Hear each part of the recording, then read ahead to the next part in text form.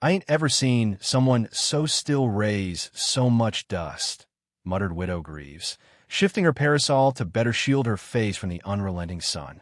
Her voice fluttered out onto the scorched boardwalk of Whistle Ridge, where every whisper rode the heat like a sermon.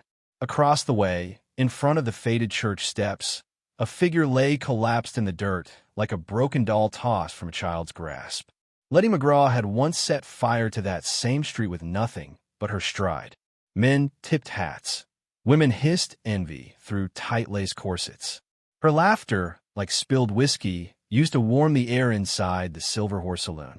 But now, her skirts clung limp to twisted legs, face down in the dust, her breath shallow. She had been delivered back to the town that had drunk her dry and discarded her. A buckboard wagon still wheeled away in the distance, kicking up dust like guilt. No note pinned to her chest. No explanation. Just her body, wrapped in a mildewed quilt, paralyzed from the waist down, dumped at the church like a sinner too far gone to confess. Boaz Carver stood in the doorway of the general store, rough-hewn bedpost in hand, his other arm tucked around a wrapped parcel of nails and oil. He hadn't meant to stop. He hadn't meant to care. But something in the way the light fell on her, like the world had given up shining except for where she lay, made his feet root. He crossed the street slowly, every step a quiet rebellion. Townsfolk watched from windows, from behind curtains, from the shadow of the saloon's overhang. Watching was easier than acting. Boaz crouched beside her, his voice low. "Miss." She stirred just enough to spit into the dirt. "Don't touch me," she rasped. "They already left. That's answer enough." Her face was caked in dust. Her lip cracked and bloodied. One hand clutched the dirt like it might drag her back to something resembling dignity. Boaz placed the bedpost aside and shrugged off his canvas coat. He draped it over her shoulders gently, like he was afraid she might break further. She didn't look at him, but she didn't flinch either. "I ain't Charity," she said flatly. "Neither am I," he replied. Then he picked her up. The townspeople did not move. Prudence Kettle scowled from the church steps, hands knotted in disapproval. Sheriff Deeks stood arms crossed near the saloon, his tin badge glinting like a threat. No one said a word. No one offered help. Only the wind whispered through dry grass, as if God himself had turned his face away. Boaz carried her through the center of town, past the well, past the telegraph post where flyers curled in heat, past the old jailhouse whose door hung crooked. He carried her like she was worth something, like her weight mattered. His cabin sat a quarter-mile east of town, built by his own two hands, with a view of the cottonwoods and a silence most men couldn't stomach. Inside, he laid her on a cot beneath the window. She turned her face toward the wall and said nothing more. For 3 days, she didn't speak. He brought her water steeped with mint leaves, wiped the sweat from her brow, fashioned a bedpan from a copper pot, and said little himself. His hands worked in rhythm, shaping wood, whittling corners, sanding planks, while her silence filled the spaces between. On the 4th morning, she said, "You got a dead wife buried out back or something?" Boaz, polishing a pine-handled spoon, looked up. "No, just quiet. That's worse." She tried to throw the spoon at him. Her hand missed. Her pride did not. By the 6th day, he had built a small ramp to the porch and a crude wheeled seat from scrap cart pieces. She scowled at it like it had insulted her ancestors. Then, when she thought he wasn't looking, she tested the wheels by pushing it gently with her fingers. By the end of the week, the town's mouth had opened like a spring snake box. Gossip poured freely. "He's keeping her like some backwoods queen," whispered Mrs. Harper over her sewing. "He's touched in the head, that one." "Always was strange," added Deeks, polishing his boots as if decency could be shined into existence. Prudence Kettle held a meeting at the church and declared Letty a danger to moral order. "She brings shame," she thundered. "A woman with no use, lying on a good man's floor. What's next? A brothel behind every barn." The vote was unanimous. They'd send Deeks with a warning. Boaz had until Sunday. That Friday evening, as the sun melted into the horizon like butter on iron, Letty stared at the ceiling beams while Boaz quietly hammered new shingles into place overhead. "You know they'll run you out," she murmured. "I ain't running," he replied. "You do all this for someone who can't walk." Boaz paused, the hammer stilled in his hand. Then he said, so quietly she almost missed it, "I do it for someone who don't need to crawl anymore." That night, she dreamed of water, of swimming, though her legs never moved. She woke to find him sitting outside, carving something in the moonlight. By morning, Sheriff Deeks arrived, dust trailing his horse like accusation. He dismounted slowly and met Boaz on the front steps. "You're making folks restless," he said.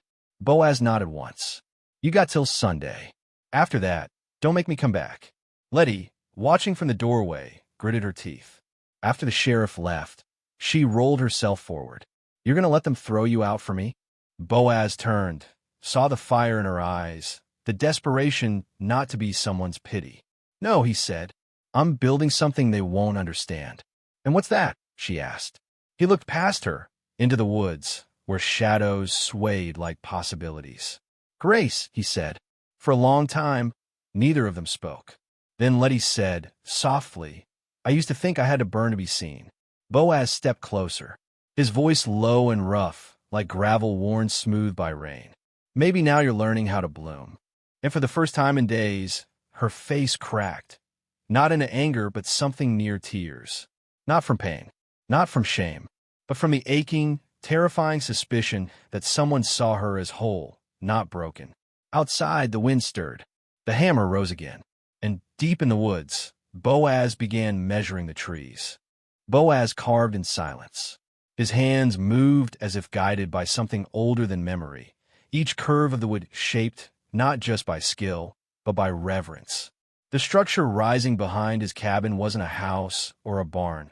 It was something gentler, something impractical, and therefore holy. He wouldn't name it yet, not even to himself. Inside, Letty sketched by the window, charcoal dust blackening her fingers. Her drawings had changed. No more saloon dancers or whiskey bottles. Now she drew light through trees, the curve of a hawk's wing, the crooked slant of Boaz's shoulder as he worked. Her hands could still create what her legs could not chase. "I heard them again," she said one evening, not looking up, "outside the church, talking like I was some kind of plague." Boaz didn't stop sawing. Folks talk to keep from hearing themselves think. They said I'm his burden, a man like that's got no business tying himself to deadweight. He wiped sweat from his brow and finally looked at her. "Wood's heaviest when it's green, but it's strongest when it's dry." She didn't respond, but her pencil softened its line. Each day the town pressed in closer. Prudence Kettle organized a letter-writing campaign to the Territorial Council. Sheriff Deeks stopped pretending he was neutral. "You're harboring scandal, Boaz." "And scandal spreads," he warned, riding out to the cabin with 2 deputies. "I'm building," Boaz said simply, not pausing his hammer. "That a barn or a chapel?" Deeks mocked. Boaz stared at him. "Neither. Something that don't need words." Deeks chewed the inside of his cheek. "You're dragging your reputation through the mud." Boaz shrugged. "A reputation ain't worth much if it can't take some dust." Letty, behind the cabin, watched through the slats in the fence. She should have felt grateful. Instead, she felt dangerous. Like her presence was a wildfire Boaz kept feeding with his silence. What scared her wasn't the town. It was the idea that he might actually believe she was worth the trouble. The next morning, she tried to leave. She crawled down the porch steps on her elbows, dragging herself toward the trail with nothing but a quilt wrapped around her legs. She didn't get far. A root caught her foot, and she rolled sideways into the dirt. By the time Boaz found her, ants were already crawling across her palm. "You think this is noble?" she snapped, voice cracked with fury. "Taking care of a woman who can't even crawl 100 yards without falling?" He said nothing, just bent down and brushed the ants from her hand. "I'm not your redemption story," she said, eyes burning. Boaz carried her inside, washed her scraped hands, and set them gently back on her sketch pad. "Then finish your drawing," he said, "and let me finish mine." That night, she stayed awake listening to the wind move through the rafters. Boaz was outside again, fitting beams together under the moonlight. She realized she didn't want to leave anymore, but she didn't know how to stay without becoming someone new. Days passed. The thing he was building took shape. High beams arched over a central post, thick ropes strung through polished cedar arms. A swing, yes, but not for children. It was adult-sized, strong enough to hold someone who could no longer stand. Letty watched it take form, as though watching herself become someone else. Then came Elmo Pickens, the town fool, dragging a rickety wagon behind his mule. It held a contraption of rusted wheels, pulleys, and something that smelled like burned molasses. "I made you something," he declared wide-eyed. "It's a rocket chair. Just light this fuse here, and it'll take you clean across town." Boaz raised an eyebrow. Letty, despite herself, burst out laughing. It was the kind of laughter that left her breathless and trembling. The rocket chair backfired, rolled backward down the slope, and exploded harmlessly in a puff of flour. Elmo scratched his head. "Well, needs calibrating." Boaz salvaged the chair's wheels. With Elmo's permission and enthusiasm, they became part of Letty's new riding frame, now sturdier, easier to maneuver. One morning, as Boaz was oiling the swing's hinges, Letty wheeled herself beside him. "You ever think maybe you're not saving me?" she asked. He looked up. "I don't believe in saviors." She smiled. "Good. Me neither." But the town had not gone blind. Whispers turned to threats. Signs nailed to trees warned him. "Bring her out, or we'll come in." Sheriff Deeks arrived again, gun holstered, voice hard. "You've made your point, Boaz. But come Sunday, I'm coming with men. Don't let us find her here." Boaz nodded, then turned back to his carving. Sunday came.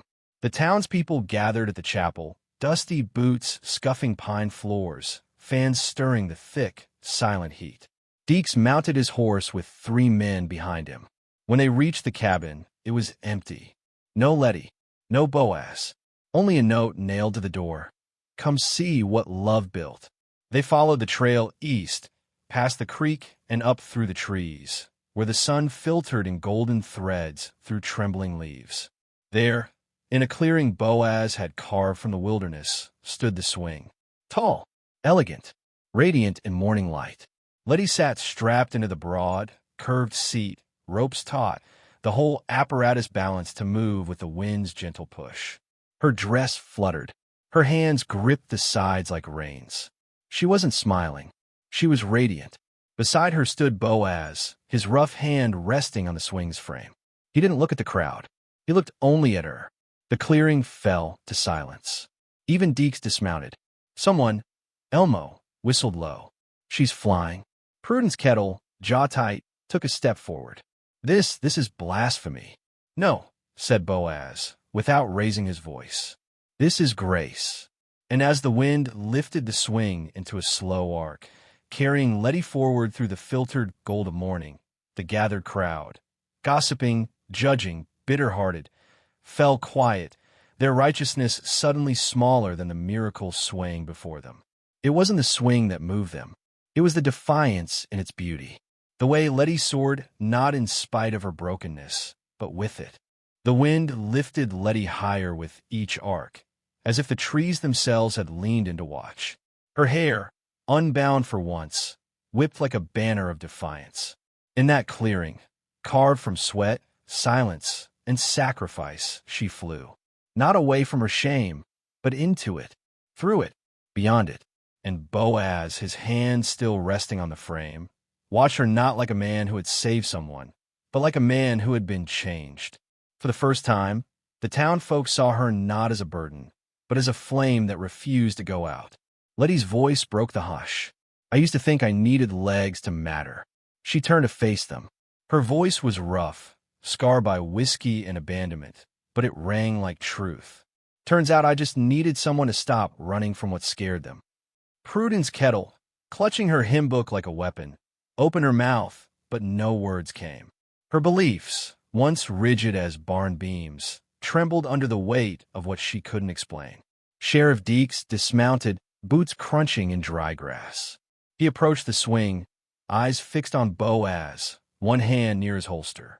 "You still defying the town, Carver?" Boaz didn't blink. "Not defying, just not apologizing for what's good." "You were given a choice," Deeks said. "You made yours." Letty leaned forward. "Then you make yours, Sheriff." You can drag a woman down, or you can let her fly. Deeks studied her.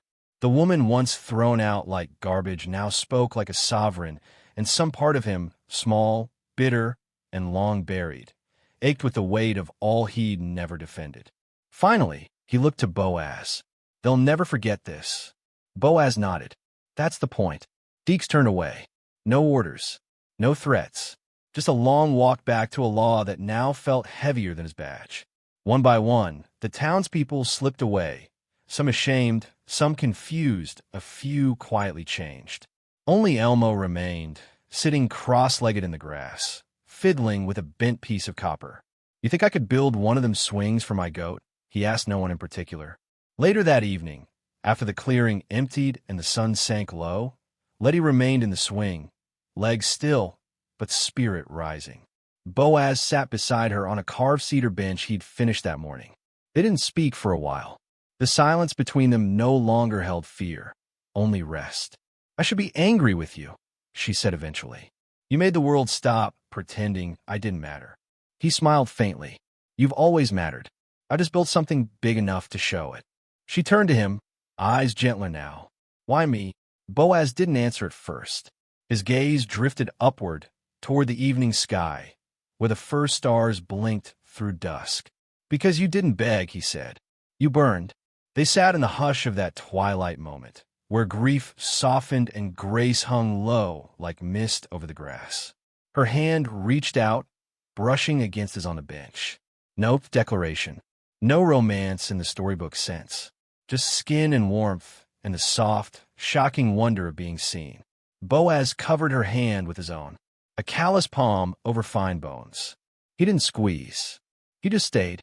In the weeks that followed, something unspoken settled between them like roots. Letty's sketches grew bolder, landscapes of imagined futures, blueprints for new kinds of homes.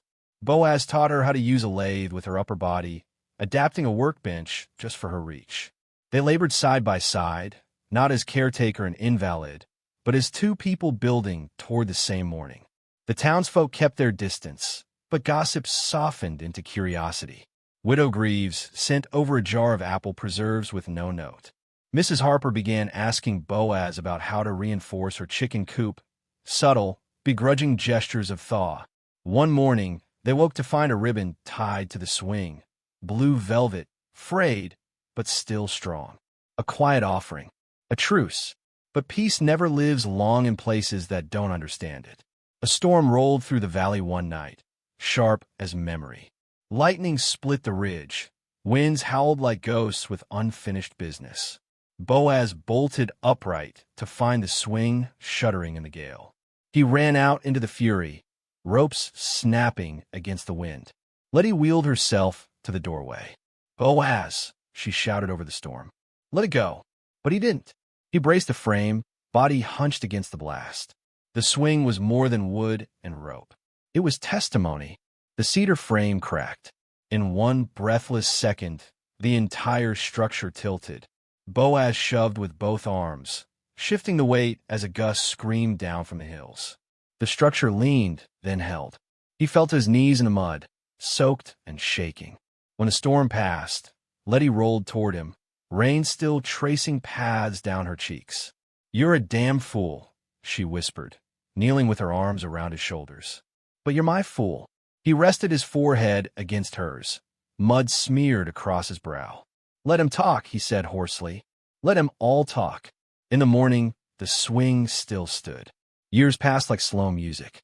The swing became a thing of whispers, then legend. Children snuck through the trees to see it. Lovers carved initials into its frame. But it always belonged to Boaz and Letty. She never walked again, but she danced. In paint, in wood, in love that never needed to be spoken aloud to be heard. When Boaz passed, old and quiet in his sleep, they buried him beneath the swing, where the wind still moved as if carrying his breath. Letty painted a plaque herself, set it into the wood with trembling fingers. Here he gave me wings. She stayed in the cabin, grew older, not quieter. Her voice still challenged every man who came with polite judgment and every woman who dared to hope. And every evening, she wheeled herself to the swing, strapped in, and flew. Not far, not high, but enough. Enough to remember that broken things can still rise. Enough to teach the wind new songs. Enough to make grace visible. And if you listen, even now, you might hear the ropes creak through the trees, telling you that your worth has never, ever lived in the legs you stand on, but in the fire you carry when you think you're done burning.